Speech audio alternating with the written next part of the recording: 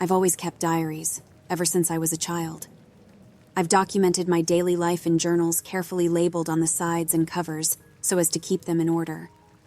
I'm on my 1033rd journal, and all of them are kept in order on bookshelves. It's basically a ledger of my entire life. Or at least, it was, until my house burned down and I lost all of them. All of them, except for one that I never wrote. My father and I were going through the wreckage. The burnt walls of the house had blackened and charred.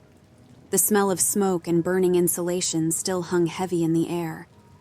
I looked through the pile of burned paper that had once been my journals. I saw the family photos all water damaged from the fire hoses, at least those not destroyed by the flames. "Hey, what's this?" my father said, leaning down. We both saw the edge of something rectangular peeking around the edge of the ruined hole. He reached his hand through a destroyed part of the wall and came back out with a dirty, smoke-brown journal. Spatters of what looked like dark, ancient blood covered its surface.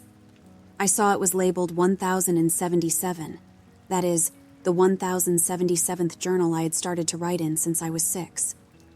"But that's impossible," I said, more to myself than to him. I never wrote that journal. When the fire hit, I was still filling out my 1033rd journal. I knew this for a fact, because I wrote huge numbers in a Sharpie on the front of each one. My father rolled his eyes. He thought keeping a diary was stupid and only reserved for girls, and he had often told me so. He flipped it open. "It looks like your handwriting," he said, handing it to me. It felt grimy under my fingers, its cover sprinkled with small patches of black mold and blood, as well as darkened by smoke. Yet all the pages were still legible. I put it in my backpack and took it home with me. It was the only thing that had survived the flames intact that I recovered. And yet, I know I never wrote it. I flipped it open to the first page, seeing my own handwriting reflected back at me. I read the entries laid out there. With increasing horror, I read them all. April 1st, 2025. Today, the world ended. I had driven across Arizona and New Mexico with my fiancée, Stephanie. She wanted to see the Grand Canyon, and I always said I would take her. So when I made a couple $1 million on stock options shorting the market after the Chinese invasion of Taiwan, I decided to quit my job and travel. All around us spanned endless desert. The sun looked down like a blazing, lidless eye, withering everything with its intense heat. Only cacti and desert shrubs stood on the great flat plain. I turned the radio on, but only one station came through. It was some AM station talking about the recent Chinese invasion of Taiwan. "China has lost an estimated 2 million troops trying to take the island," the reporter stated. In response to the invasion, Taiwan authorized airstrikes on the Three Gorges Dam yesterday evening. Reports state that the Taiwanese Air Force has, in fact, successfully destroyed it, causing flooding and likely millions more casualties among the civilian population. Taiwan's cities are all in flames as... I flipped the radio off, not wanting to hear any more grisly news. "I really need to use the bathroom," Stephanie said, breaking my reverie. I looked over at her, seeing her large blue eyes looking at me. Small beads of sweat broke out on her light skin. Her blonde hair ran down past her shoulders in shimmering waves.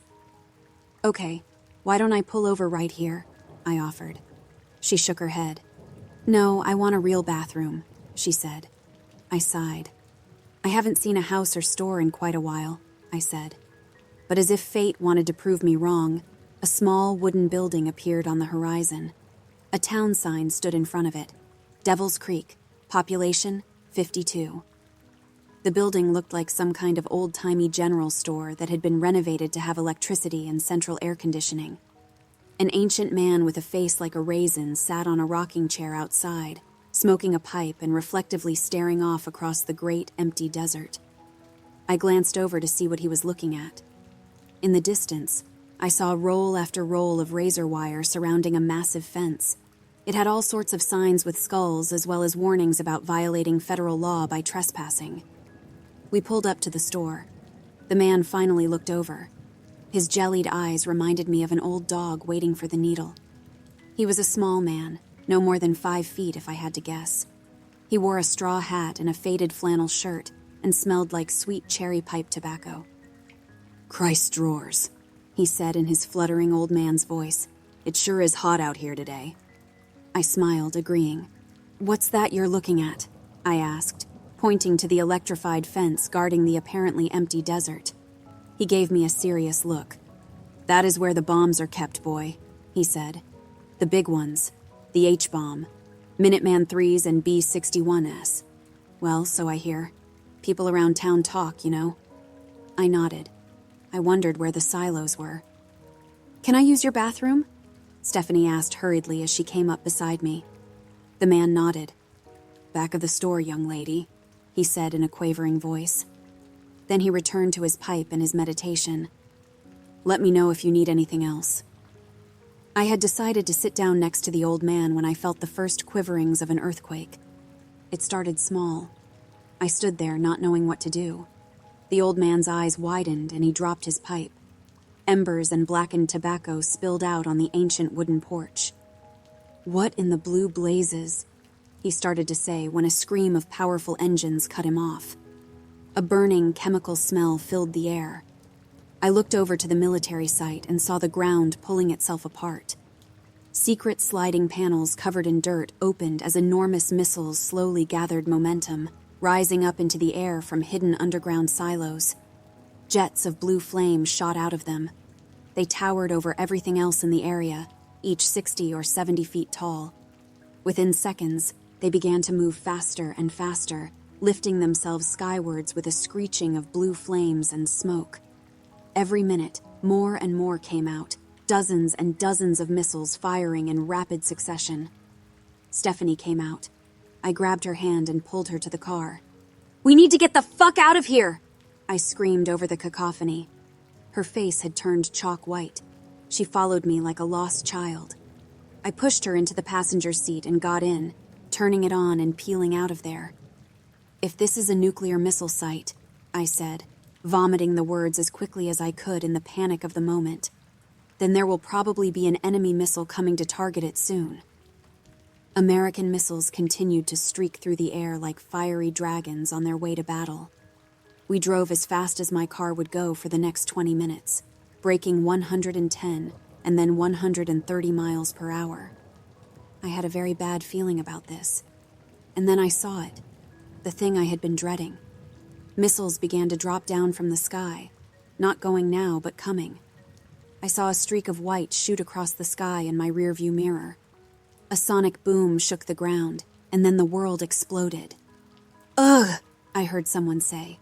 "God, what?" Then I realized it was my own voice. I opened my eyes. I felt warm blood trickling down my face. My car was flipped over. I saw the endless desert outside, now upside down. All around us, great suffocating plumes of smoke rose into the sky. It blotted out the sun and turned everything as dark as night. I looked over at Stephanie. She was still unconscious. Or maybe she was dead.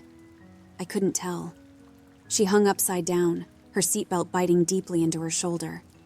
"Jesus," I groaned, trying to unbuckle my seatbelt without falling and smashing my head. I mostly succeeded. I crawled out of the shattered remnants of my flipped-over car. I rose, my legs as wobbly as a baby deer's. "Jay?" a voice said softly from inside the car.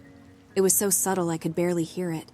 I knelt down next to the broken window and saw Stephanie stirring.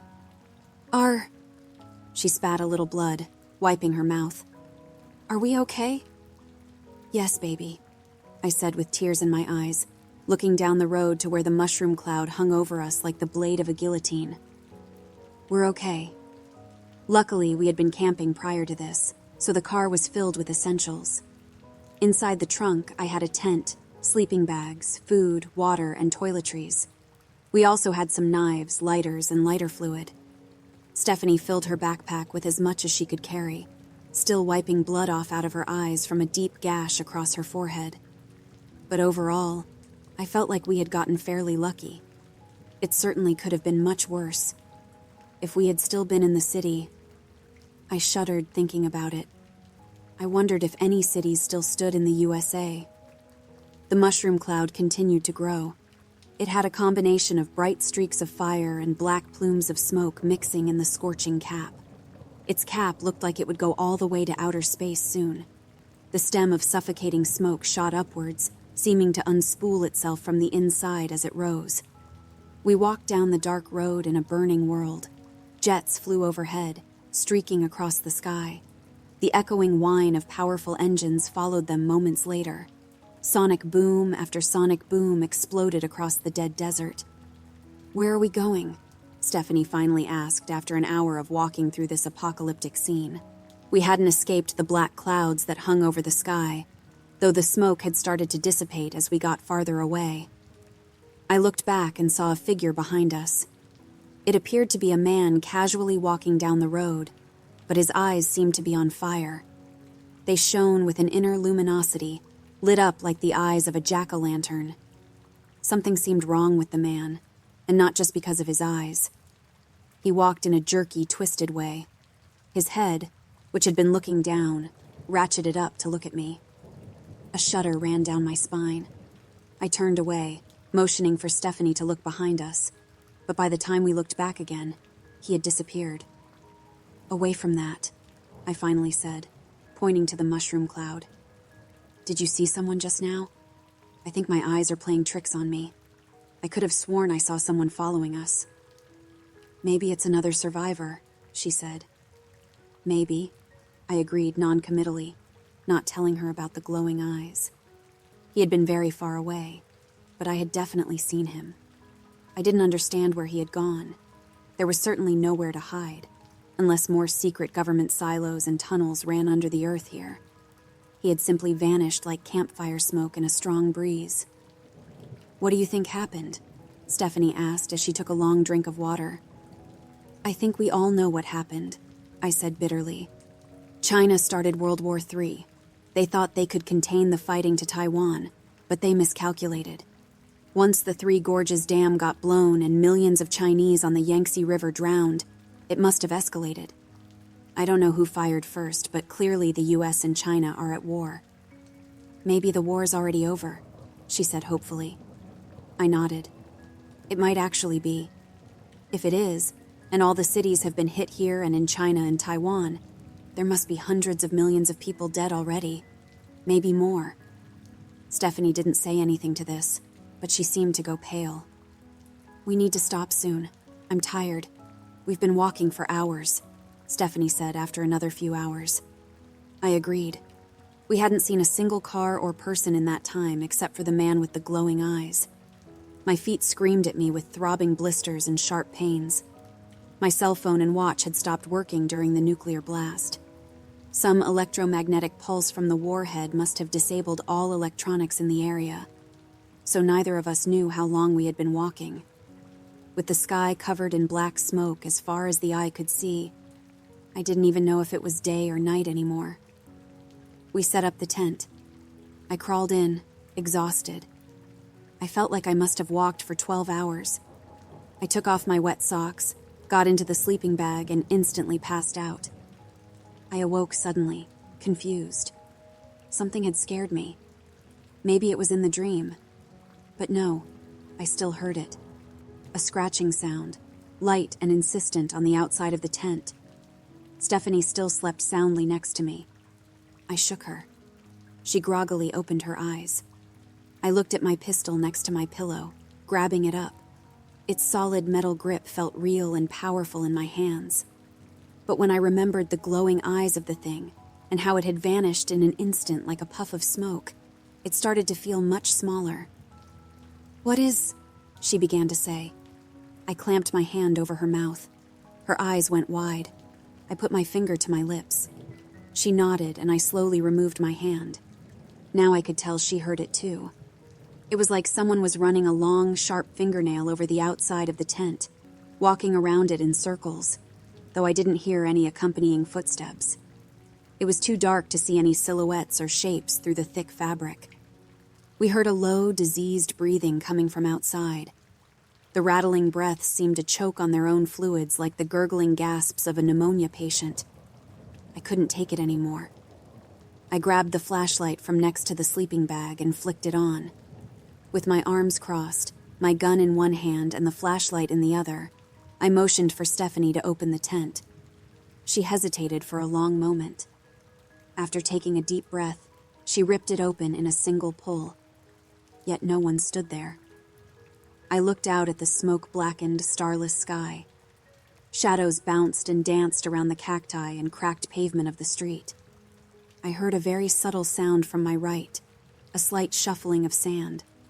In a blur and with barely a sound, the diminutive man with the fire in his eyes scampered towards me, his shoulders and vertebrae crippled like those of a hunchback.